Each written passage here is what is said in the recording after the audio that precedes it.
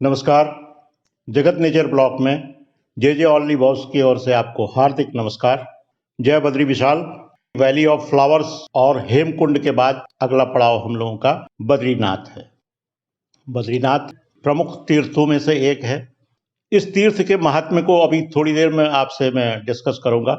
उससे पहले देखिए, रास्ते को हम लोगों को हेमकुंड से उतरने में थोड़ा सा विलंब हो गया था।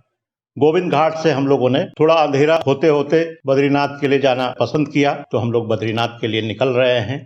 रास्ते में अलकनंदा नदी में जो बांध बने हुए हैं, पावर हाउस हैं, वो भी आपको देखने को मिलेगा। आप ये देखिए कि इतने हाई एल्टीट्यूड में और बिल्कुल हिम आच्छादित पर्वत शिखरों के नीचे बिजली की चगमगाहट देखिए। ये आधुनिक जगत है, आधुनिक विश्व है, इसमें कहीं भी कुछ भी हो सकता है। अब तो रिन्यूएबल एनर्जी की बात आ रही है, तो उन स्थानों में जहां पानी नहीं है या जहां पर वनस्पति नहीं है, वहां भी आप सोलर ऊर्जा बना रहे हैं, विंड एनर्जी पैदा कर रहे हैं। एक जानकारी मैं आपको देना चाहूंगा जो मुझे थोड़ी बहुत जानकारी है। एक ऋषि हुआ करते थे, बादरायण ऋषि। बादरायण ऋषि ने ब्रह्मसूत्र लिखा है। कहा जाता है कि ये ब्रह्मसूत्र भारतीय वेदांत का एक आधार स्तंभ है। अब आप सोच रहे होंगे कि बादरायण ऋषि कौन थे? जी, बादरायण ऋषि को हम लोग वेद व्यास के नाम से जानते हैं। देखिए, आप लोगों से बात करते करते हम लोग बद्रीनाथ तक पहुंच गए हैं। बद्रीनाथ भगवान विष्णु का वैकुंठ धाम है और इस स्थान पर देश भर से श्रद्धालु आते रहते हैं। दरअसल आजकल तो बद्रीनाथ के कपाट बंद हैं, लेकिन जब ये रिकॉर्डिंग हमने की थी तो ये दीपावली के पहले का था। कुछ कारणों की वजह से मैं इस वीडियो को देर से अपलोड कर पा रहा हूं। कहते हैं वेद जो है अनिर्वचनीय हैं, यानी कि जिनकी हम व्याख्या नहीं कर सकते हैं, यानी कि जिनके बारे में बहुत ज्यादा टीका टिप्पणी संभव नहीं है, जिसका वर्णन करना संभव नहीं है। देखिए, अलकनंदा नदी बह रही है। यही अलकनंदा है जो कि आगे चल करके भागीरथी के साथ मिल करके गंगा जी को पैदा करेंगे, यानी कि गंगा जी के नाम से वो गंगा सागर तक वो नदी बहेगी। नारद जी ने यहाँ तपस्या की थी। बद्रीनाथ के महात्म्य पर जो प्रचलित चीजें हैं सब आपको मालूम है। कैसे यहाँ भगवान विष्णु या उससे पहले शंकर भगवान का ये आश्रम था, शंकर भगवान का ये आश्रय स्थल था। लेकिन विष्णु जी किन्हीं कारणों से यहाँ पर आ गए, तो विष्णु जी को ये स्थान दे दिया गया और भगवान शंकर यहाँ से केदारनाथ के लिए चले गए।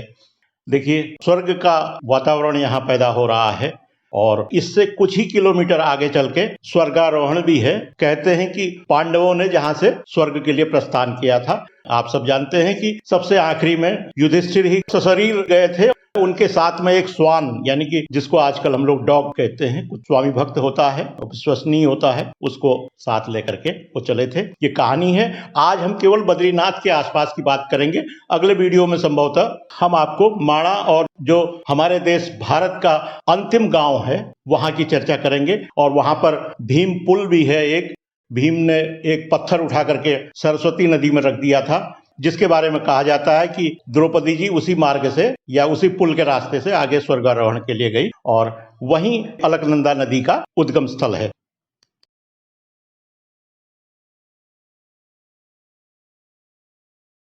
रात का आलोक आपने देखा।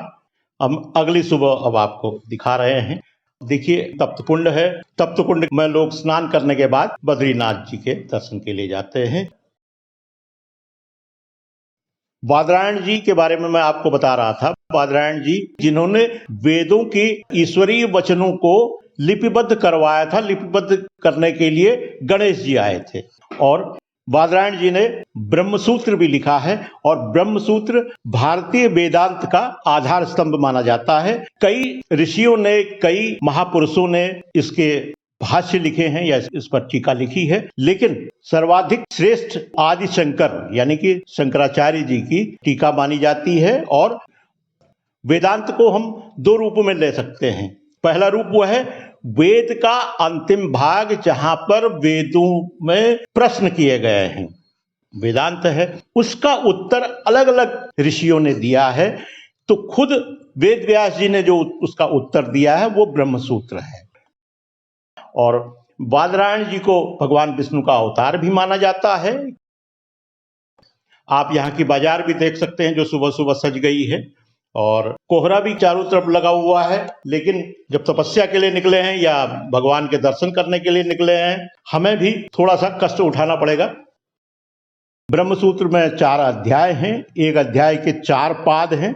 इस तरह से ब्रह्मसूत्र के कुल 16 पाद हो जाते हैं। आदि शंकराचार्य ने पहले पाद के 4 सूत्रों को चतुर्सूत्री कहा, और यह चतुर्सूत्री कहता है कि सत, असत और मिथ्या 3 तरह की कैटेगरियां होती हैं। सत है वो त्रिकाल में, यानी कि तीनों लोगों में वो सत्य है और ये कभी भी विकृत नहीं होता है। असत वो है जो असत्य है और वो अस्तित्व में नहीं है, और जो न पहले था न आएगा वो असत कहलाता है। और इसी तरह से मिथ्या है, मिथ्या सत और असत के बीच की स्थिति है। ये अलकनंदा जी का शोर है। अलकनंदा जी अपने पूर्ण वेग से बहती हैं। अब बाजार से निकल करके हम लोग जा रहे हैं बद्रीनाथ जी के दर्शन करेंगे। कई बार लोग कह देते हैं कि जगत मिथ्या, यानी कि इस संसार को झूठा कहते हैं, लेकिन बादरायण जी और आदि शंकराचार्य का मानना है कि जगत झूठा नहीं, सत और असत के बीच का है। कुछ चीजें सत हैं और कुछ असत हैं, यानी कि मनुष्य के मस्तिष्क में एक ऐसा भ्रम है जो कि हाँ है भी और नहीं भी है, यही जो है मिथ्या है। लेकिन ये कह सकते हैं कि दुनिया में कोई भी स्थल है जिसने सनातन धर्म के सूत्रों को लिपिबद्ध करने की परंपरा शुरू की, वो बद्रीनाथ जी का स्थल है। और यहीं से आगे चलते हैं। अब उसी के बाद नैमिषारण्य का भी जिक्र होता है। अन्य स्थल भी हैं, कुछ तो कहते हैं कुरुक्षेत्र में भी वेद व्यास जी ने वेदों को लिखवाया था, तो अलग अलग स्थान हो सकते हैं। नारायण भगवान की लक्ष्मी जी की भक्त और भगवान की।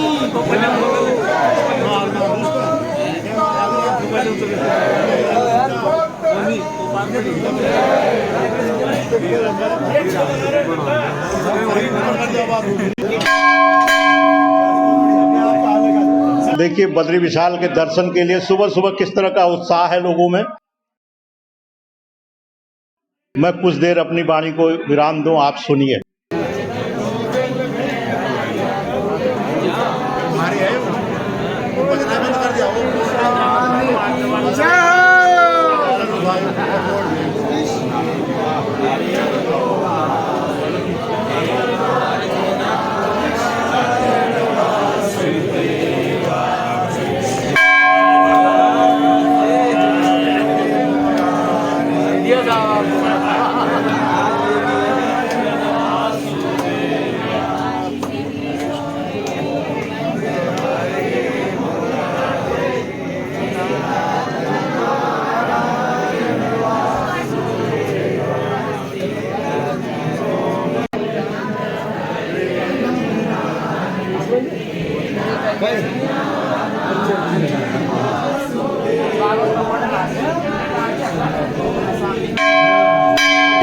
बद्रीनाथ जी का मंदिर जो है, इसका पुनरुद्धार जो किया गया था, उसके साथ रानी अहिल्याबाई होलकर का भी नाम जुड़ा हुआ है।